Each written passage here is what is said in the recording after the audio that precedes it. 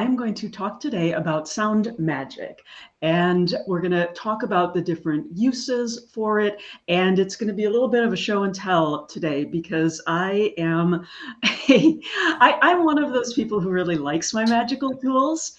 And so I have many of them, but I'm also going to talk about ways that if you don't have a lot of magical tools, you can still use sound in your practice. So, and thanks for being here with me today, Jill.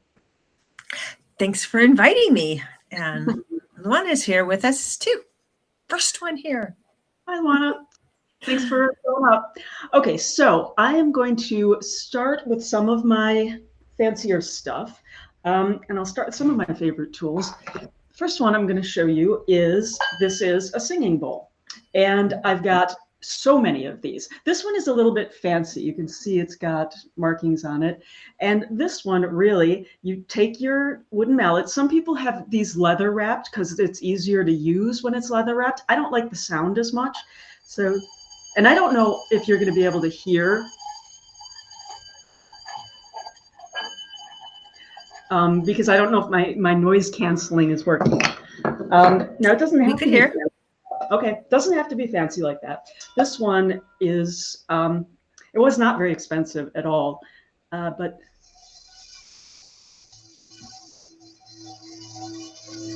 Ooh. Yeah, and you have to, oh, sorry. You have to be a little bit careful because if you start to go too fast with your singing bowl, the wood will start to skip along like that, and you don't want that. So that's one of my favorite ways of using sound, and I will go into different rooms and do it. It's really meditative as well, so I love it a lot. An easier thing to do than that, if you want, and a lot of people do this, is your bell. And you just ring, you can walk around the house. Some people say that you have to, start in one corner of the house and sort of go through and do each corner of every room. I feel like sound as opposed to smoke sort of spreads. So I don't really do that. I just go from room to room and do it. And I've got a couple of these, like this exact one. I have a couple on my main altar. I've got a smaller one on my kitchen altar. And so I just, use them whenever I see fit. So what else do we have? Oh, this one, this is fun. I bought this when I first started working from home. It's called a kalimba. And I was convinced I was going to learn how to play it. I only ever learned one song, and it was for Elise. And so here. No.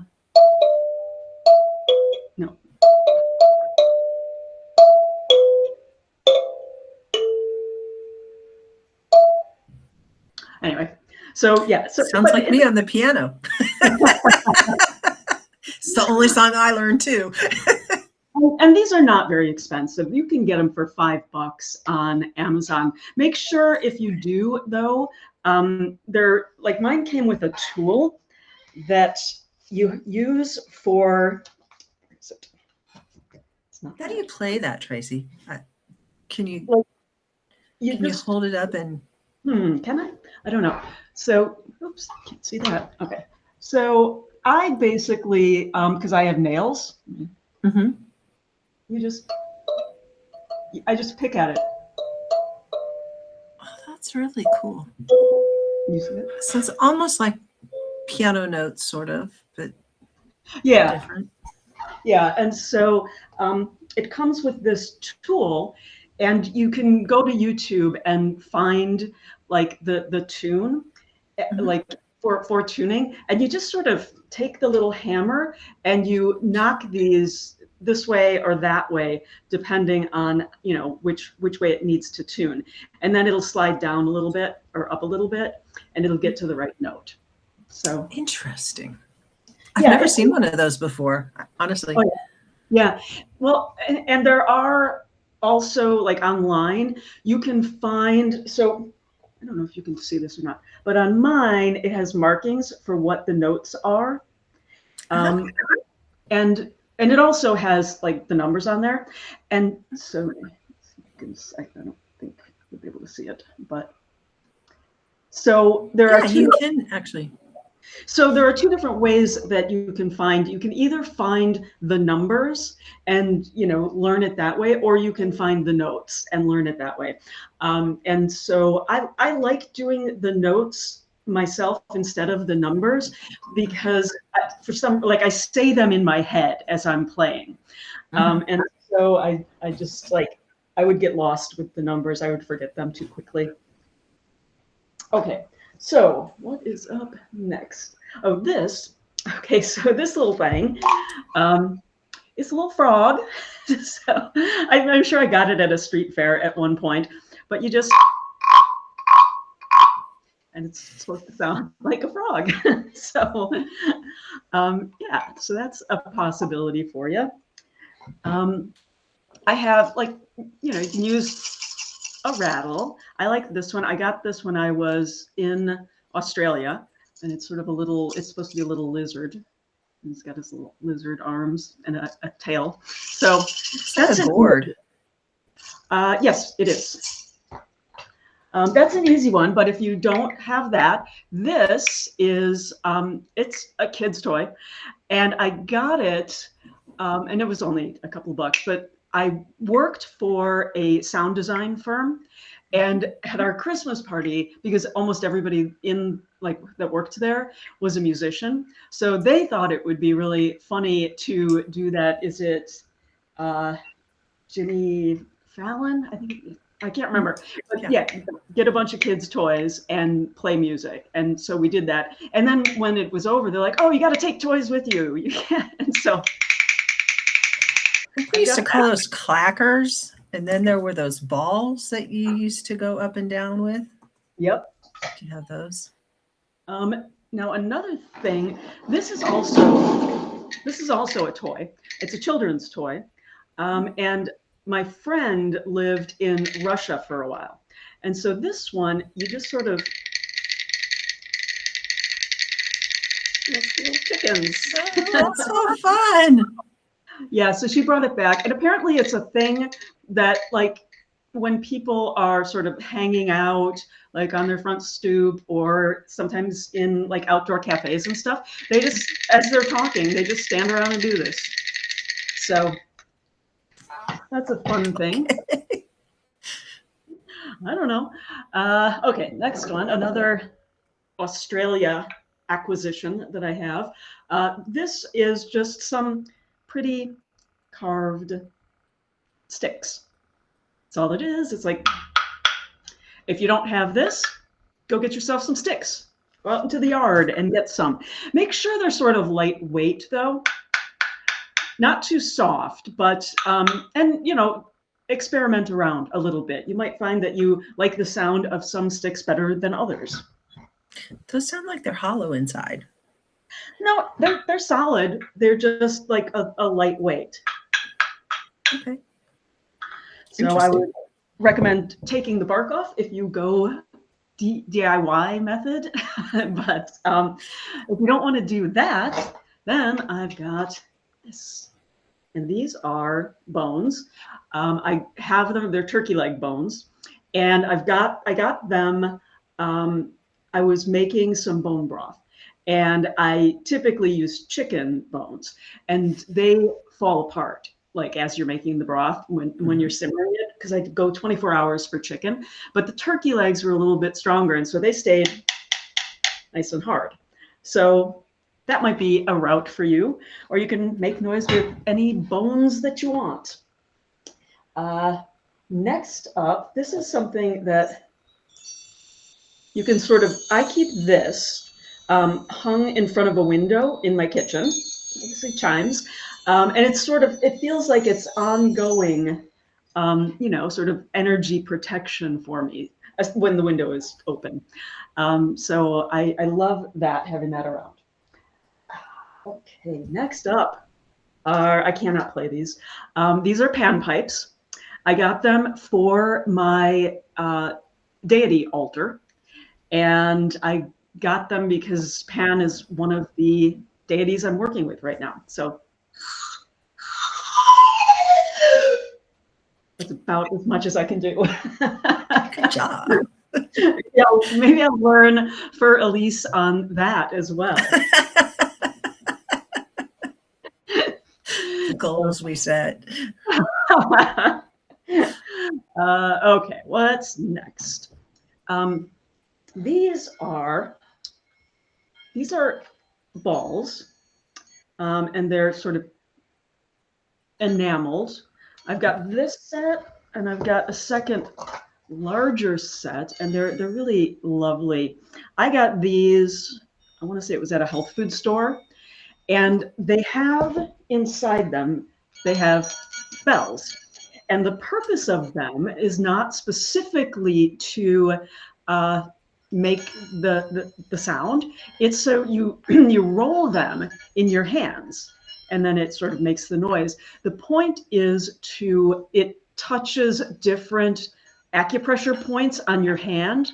The trick is, and I see almost everybody do this wrong, the trick is you're supposed to keep them apart. You're not supposed to, like, most people just let them roll touching each other. You're not supposed to do that because it doesn't get to the right points. So that's just a fun way. And I've had these for 30 years at least. But I enjoy it. It's again, very meditative. You don't think about sound as being meditative as much, but it really is. Now, what's up? I'm waiting on that. Okay, so then I have ye old tuning fork. And you can get these, I mean, this was very inexpensive. It's a C, and it's supposed to, like, different tuning forks have different health benefits. And so this one is you're supposed to like hit it and put it, in your third eye or wherever. And it's supposed to be sort of like calming, relaxing the system and all of that. So, and this one I just ordered on Amazon, and it was a bonus that it is a very pretty blue. So, you've heard of the thing with tuning forks where if you have two tuning forks and you hit one, the other one will start vibrating? Oh, no, I haven't heard that, but that totally makes sense. I wonder how close together they have to be. Not that close. And I think it works the same in us when you hit that tuning fork and then you stick it on your third eye or just have it around you so that the vibration enters into your body. Mm-hmm. Yeah, I mean, you could do it on any of your chakras, really. If you're, feeling like there's a blockage in your heart chakra, you could certainly just, do it and press it there. But yeah, I am sure that is exactly how it works. It changes your vibration. Mm. Okay. Next up, now this is yet another Australia thing, and this is a thunder drum, I think it's called. That's cool.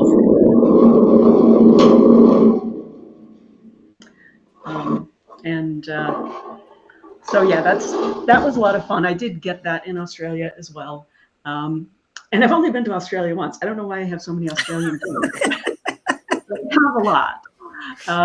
And so, but again, you don't need to do any of that if you don't want to, because like you can just clap, you can stomp your feet, you can hum, you can chant, or one of my personal favorites, I can drum. And yes, it is in that same style of Australian art. But yeah.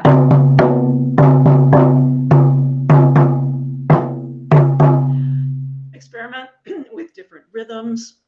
Experiment with how it feels in different rooms. And drumming is so much fun. And it's great for a ritual when you're with others as well, because it sort of gets everybody onto the same rhythm. And that always helps with magic if you're sort of vibrating at a similar resonance, because then everybody's kind of on the same page and you're raising your energy together. But, even in groups, you can clap, you can drum, you can sing together, you can chant. I know people who speak in tongues. and all of those things to raise the energy. You can also be percussive on your body. And so, why are you doing any of these things? I'm making sure I didn't forget. Oh wait, I forgot one. This probably won't work now that I'm on camera. But so you don't have any of that stuff. You just, oh, see, it's like, no, it almost worked.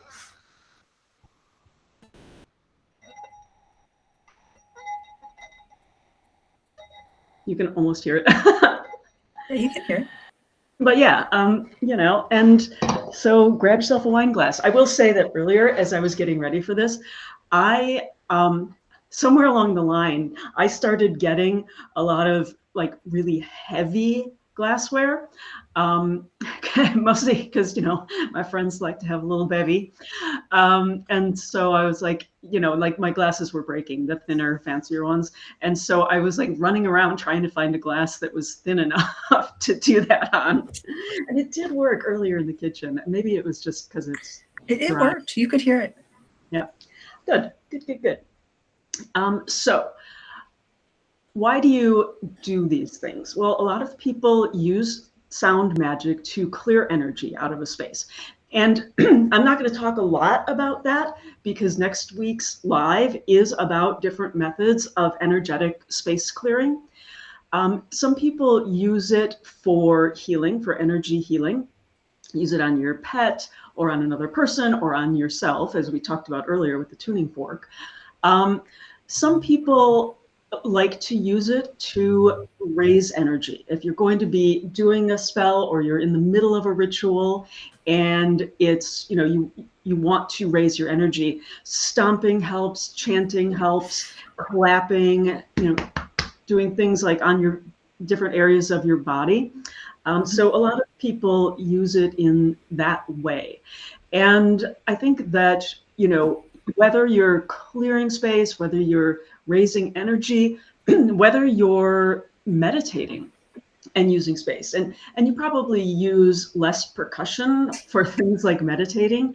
I like binaural beats, and you can find those on YouTube. So that's what I use when I'm meditating. And I was never able to meditate previously. I was just like too much of a monkey brain.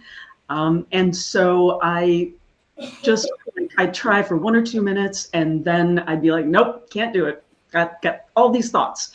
And I think that the music just sort of helps me focus.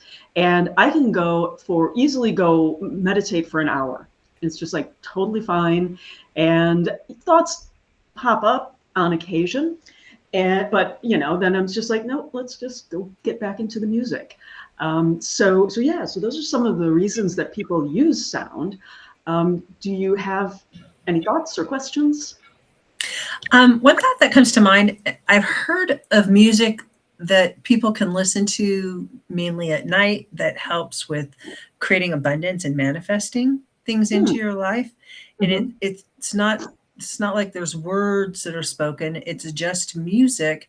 And I've had, I would say, relatively good success with that kind of a pattern. You just do it for a while, and it shifted some of these sound energy waves things. They shift things in your body that you're not even really conscious of, which I find so fascinating. Yeah, when I do the binaural beats, they say you have to do it with like either earbuds or headsets, because there's something about the way that the vibration comes into each ear that helps with sort of that calming like response. And so I bet that the stuff you're listening to is very similar, and you kind of need to have it in a controlled environment. So is it I can't read that. Solfeggio or certain frequencies. I don't know what solfeggio is. But I don't either. Yeah, I'll look it up after this. So So yeah, so what is there a name for the that type of abundance music? I just I came across it. It's one of those ad things that you come across. I think it might even have been a ClickBank product at one point, but Okay. it was interesting, and I was interested enough that I bought it just to see what it was all about. That Because sounds hey, very cool. Yeah. Oh, okay. Thanks, Kelly. I appreciate that. Okay, so are there any other questions, any other thoughts, any things that you're going to try? And we've talked before about being like sort of out in nature, and how like listening to nature can help also relax you. So that might be something that you can do that's, free. You can bang on pots and pans. There's a couple of different cultures do that on New Year's Eve to sort of drive out anything negative that's left over. Or no, maybe it's New Year's morning. So yeah, like drive out the evil spirits and negative stuff. I suppose if you're going to party on New Year's Eve, you might not want to try that one.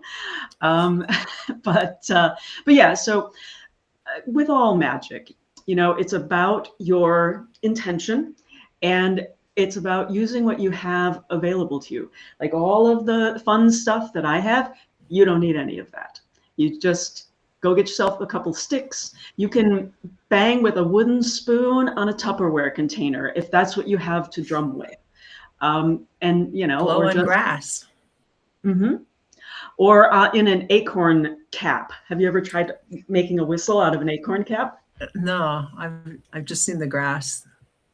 Okay, yeah. When you're doing it with the acorn cap, you hold it and you make a little V with your thumbs, like Hmm. right sort of near so the top of the acorn will be like open to you, and then you just blow.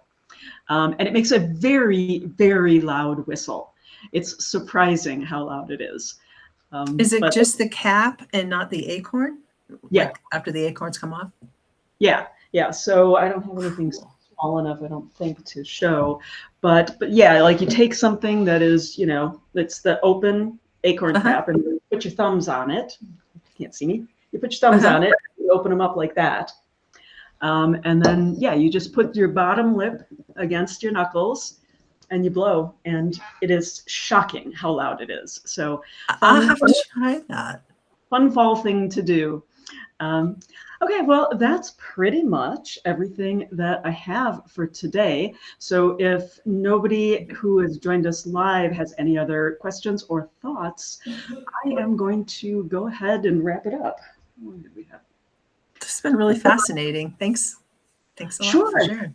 Yeah, I like show and tell days, because first of all, it's like I remind myself how many fun little things I have, and it's just fun to show your stuff to people and see what it's going to spark for them. And hopefully, this has sparked some ideas for using sound. And it's there are places where you can't use smoke to clear a space, right?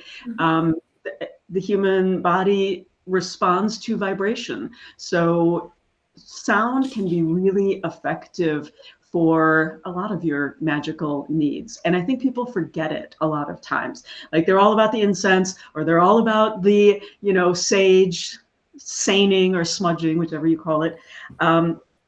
But they don't think about using sound in spaces where maybe the smoke's not appropriate, or maybe it's about healing and energy work that way. So, but anyway, thank you all for being here. Oh, what were you going to say, Jill? I have one more thought on that. When you were talking about the bells, it used to be that bells were in steeples often in churches and communities, and they were big bells. And when a big bell rings, everybody feels it. It's not Mm-hmm. like you just hear the bells ringing, you Mm-hmm. feel the bells ringing. Yeah, it's interesting. There's a lot of folklore around church bells, and much of it has to do with the devil. And I remember this one story that I came across, because I was researching like church and churchyard folklore. And so there was a crack in the bell of a church, and it was there. So there were two little towns, and so what the townspeople said was that there was a bride coming from the next town over into the church, and the devil was so shocked that, like, basically this woman who was like sleeping around was like getting married, that he like reared up and hit the bell and cracked the bell. What a great story.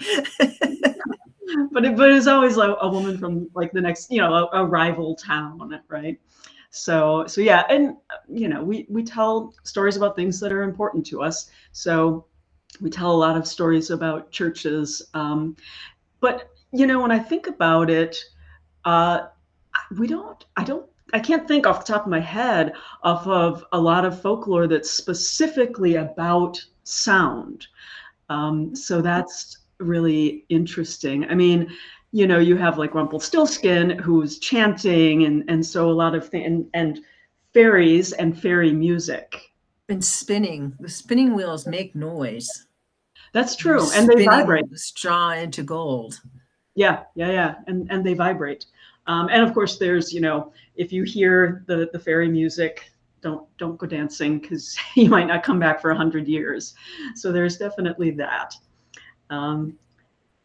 Okay, well, thanks everybody. I really appreciate you guys taking the time with me today. I hope this was fun. I hope it was interesting, and I will see you next week.